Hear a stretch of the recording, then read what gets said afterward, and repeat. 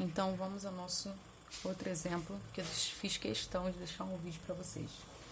Isso aí é uma questão que já caiu na prova da ESA e que muitos alunos têm dificuldade de entender. Ela não é uma questão difícil, só precisa entender o que vai ser feito aqui.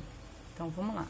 Isso não é uma questão de combinação, porque a gente não escolhe quantidade de coisas dentro de um determinado grupo. A gente vê as possibilidades de formação. Então, aqui é muito importante. Então, vamos lá.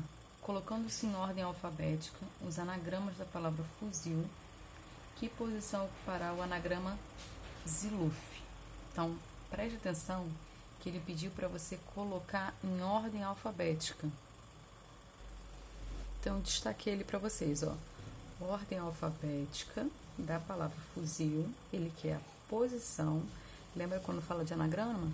Anagrama é a mesma coisa que fatorial. Então, tá aqui. Anagrama, só que de quem? Da palavra Ziluf.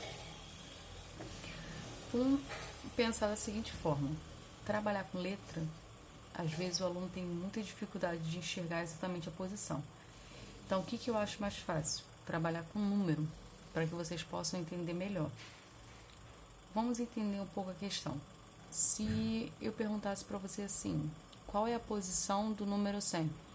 Você me diria que ele ocupa a posição 100, porque eu vou contar ele em ordem crescente, ou seja, 1, 2, 3, 4, até 99, 100. Então, eu sei que o número 100, ele ocupa a posição 100, porque eu estou contando ele numa ordem crescente. É exatamente essa a ideia da questão. Eu vou fazer com que a ordem alfabética permaneça, só que ao invés de trabalhar com letras, eu vou trabalhar com número. Então, primeira coisa, aqui da palavra fuzil, colocando os números, eu sei que o F vem primeiro, depois o I,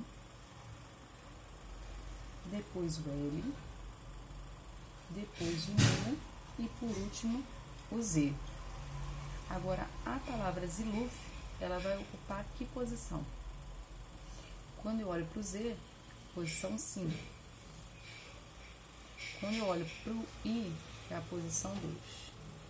Se eu olhar para o L, é o 3. Se eu olhar para o U, e se eu olhar para o F, é 1. Então, ou seja, eu vou trabalhar com a ideia de chegar até o número 52.341, para que eu possa ter todas as posições. Se eu somar, eu chego na minha posição final. Então, aqui,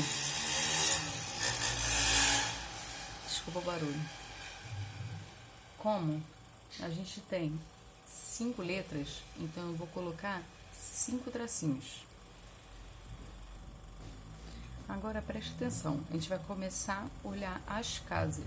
Eu já coloquei aqui porque eu sei a quantidade, mas vocês vão ir fazendo e vocês vão ver que não vai ser sempre o mesmo valor, depende muito da questão.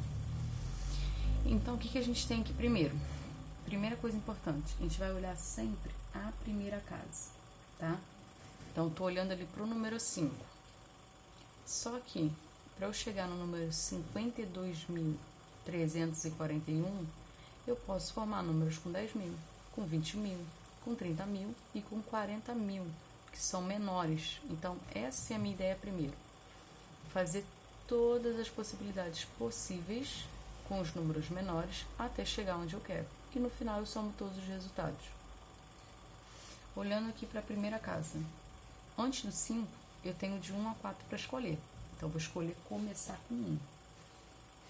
Esses números que eu for colocando aqui, vai sempre contar como uma possibilidade. Preste atenção nisso. Eu vou escrever somente esses números para poder não fazer confusão aqui, tá? Então, olha só. Começando com 1, não é menor do que 5? Eu já escolhi a primeira casa. Importa quem são os números que eu vou colocar aqui? Não, porque qualquer um deles vai ser sempre menor do que 52.341. Então, ou seja, para cá, me restam 4, depois 3, depois 2 e depois 1.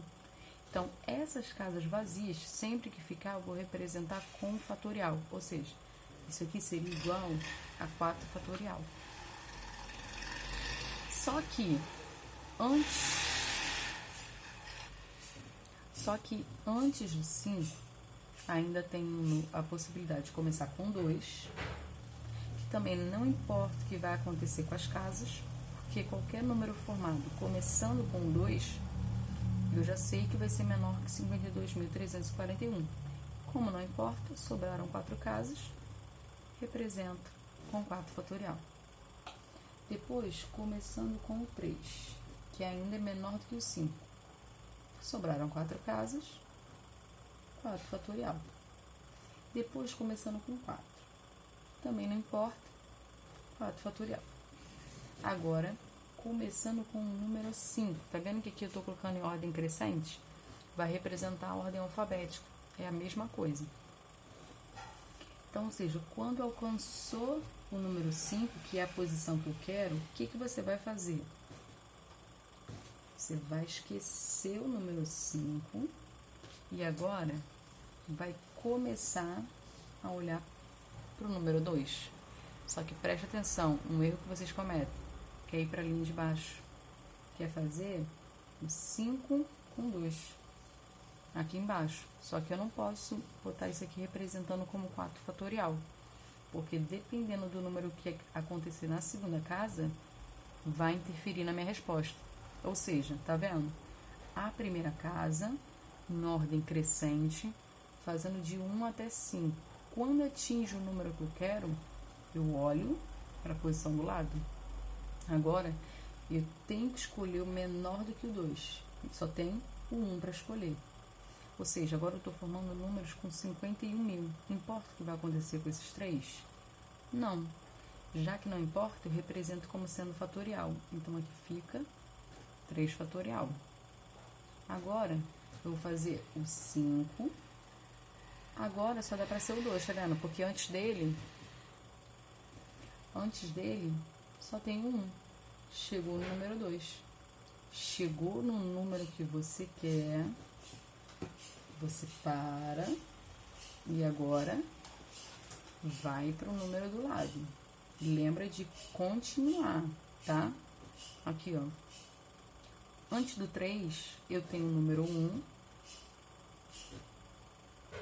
Então, eu posso ver as possibilidades de formar os números com 52.100. Importa o que vai acontecer com esses dois? Não. Então, represento como sendo 2 fatorial. Depois, 5 com 2. Aí, aqui, ó, antes do 3, eu tenho o número 1, 2, até chegar ao 3, que é para escolher. Só que eu não posso ter repetição de letra. Então, não posso ter repetição de número, porque eu só tenho essas letras para escolher. Eu não tenho 2F, 2U, 2E, então não posso repetir. Então, ou seja, aqui já usei o 1, não posso usar o 2, porque eu já estou usando. Então, só me resta usar quem? O 3. Atingiu o número que eu quero, eu paro e agora vejo a casinha do lado. Antes do 4, eu posso ver o 1, 2, 3, atingiu o 4. Só que eu tenho que tomar cuidado, lembrando que eu não posso ter repetição.